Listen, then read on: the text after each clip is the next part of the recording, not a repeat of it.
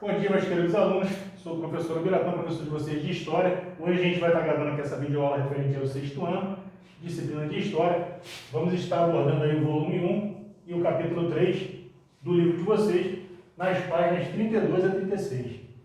Estaremos abordando aí os temas da primeiras civilizações, primeiras aldeias e cidades, falando aí sobre o crescente fértil, sobre a região da Mesopotâmia, organização econômica, política e social da Mesopotâmia, dos povos mesopotâmicos. Tem um exercício aí da página 35 para vocês estarem realizando, aí do livro didático, capítulo 3 do livro didático. E tem um documentário aí para vocês estarem assistindo no final da aula, que trata aí sobre as civilizações perdidas da Mesopotâmia. Está aqui o endereço eletrônico do documentário, para vocês estarem aí acessando e assistindo aí na plataforma do YouTube da casa de vocês. Bom, falando aí sobre as primeiras aldeias e cidades, as primeiras descobertas feitas na pré-história foram fundamentais para a sedentarização, ou seja, passaram a se fixar em determinados lugares dos grupos humanos, a permanência deles por um período maior de tempo em determinados locais estes que muitas vezes eram as margens de um rio, como a gente tratou em outras aulas, começaram a se fixar à beira de rios por causa da facilidade da fertilidade das terras para a prática da agricultura. O fato desses grupos humanos se estabelecerem nas proximidades de terrenos alagadiços e beiradas de rios foi fundamental para a prática da agricultura, como a gente tem falado. Nesse slide aqui a gente pode observar aqui o estabelecimento aqui de um grupo humano, formando aí o que seria uma das primeiras aldeias. Podemos ver que aqui fica a margem de um rio, aí, de um lago, o que facilitava, pela fertilidade das terras, a prática da agricultura.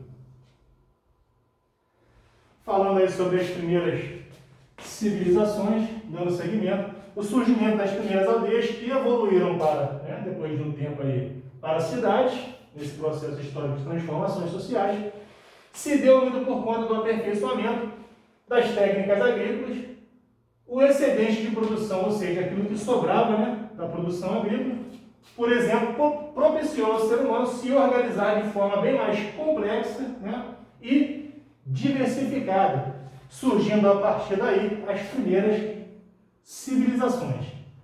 A partir do acúmulo de suprimentos, que é o excedente agrícola, as pessoas puderam se dedicar melhor a outras atividades laborativas, ou seja, a outras profissões, outros ofícios, profissões, e não necessariamente essas profissões estariam ligadas aí ao campo, à agricultura e ao campo.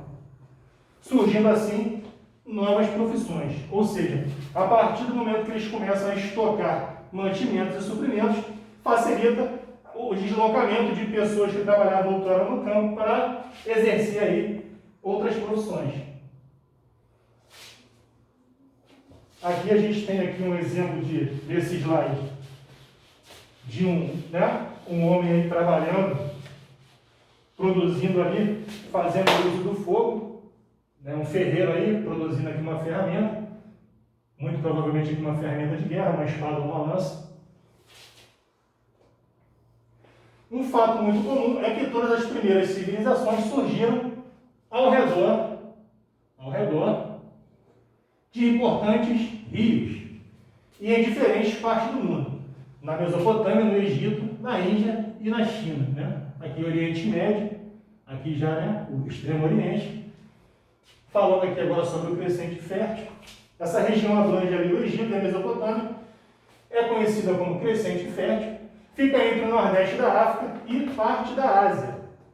O lado asiático é banhado pelos rios Tigre e Eufrates, rios aí de extrema importância para essa região, para o desenvolvimento dessa região, citados inclusive aí na Bíblia, como uma fonte histórica aí trazendo, evidenciando aí, retratando, dando base aí histórica a esse período, falando aí dos rios Tigre e Eufrates, tendo a Bíblia como essa fonte histórica que cita esses rios, e ao lado africano é banhado pelo rio Nilo, importante rio lá do Egito. As sociedades que desenvolveram as margens desses rios precisaram se aperfeiçoar no controle e distribuição de recursos naturais, águas, pois havia épocas de cheias e secas, além de territórios desérticos, enquanto que a agricultura era a base da economia, ou seja, vai ter ali todo o processo de logística para trabalhar a questão do recurso hídrico, do recurso das águas, na construção de diques e canais para que pudesse facilitar aí o processo de agricultura. Nesse slide aqui a gente tem aqui essa representação aqui do que seria o crescente fértil. O crescente fértil ele vai ser essa área aqui que vai abranger aqui toda essa porção do Oriente Médio, partindo aqui do Nordeste do Egito, né? Até aqui, regiões ali que hoje seriam o território aqui do Iraque, do Irã, próximos aqui do Golfo Pérsico. E por ter esse formato de uma lua na sua fase crescente, semelhantemente a uma lua crescente,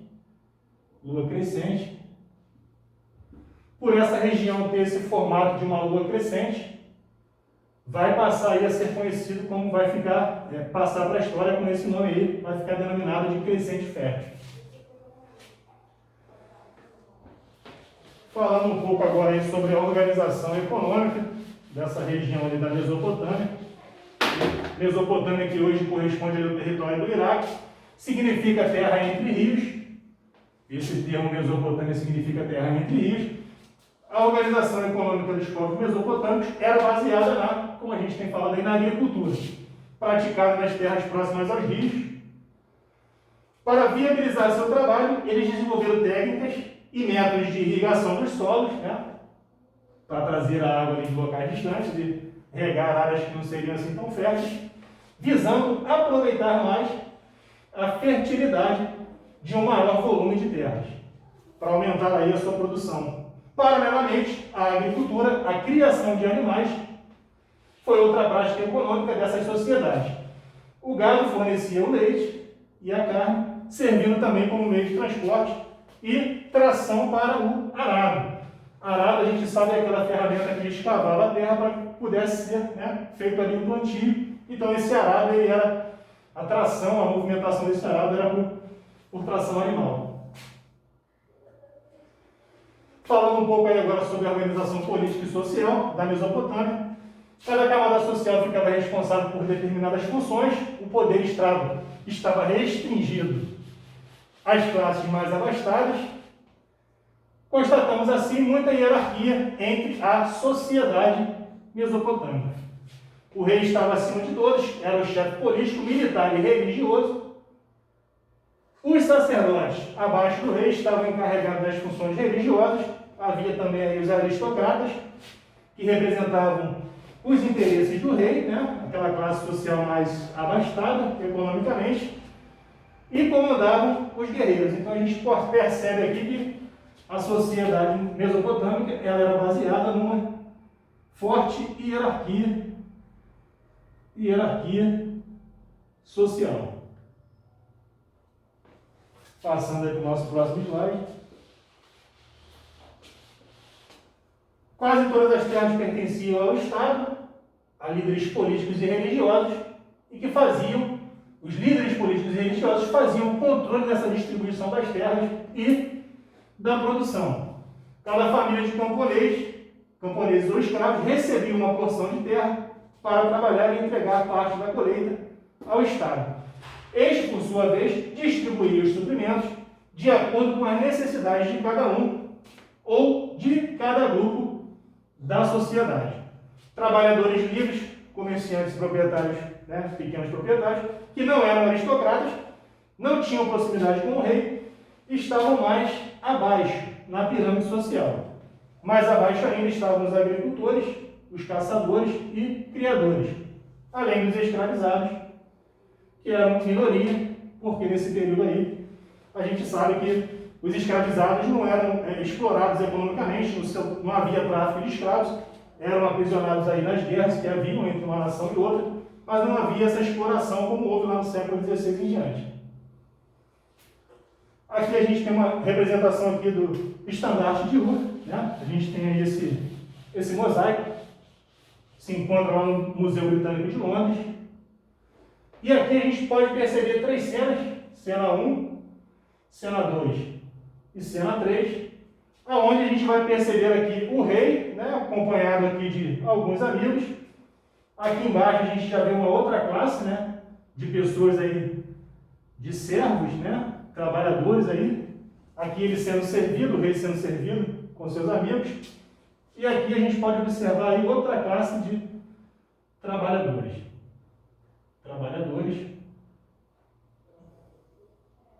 E a gente percebe aí, através desse mosaico, né, que vem daquela época que está disponível lá no Museu de Londres, como que funcionava essa hierarquia aí na sociedade mesopotâmica. Bom, gente, esse era o conteúdo que a gente tinha para passar nessa aula. A gente se encontra aí na próxima videoaula.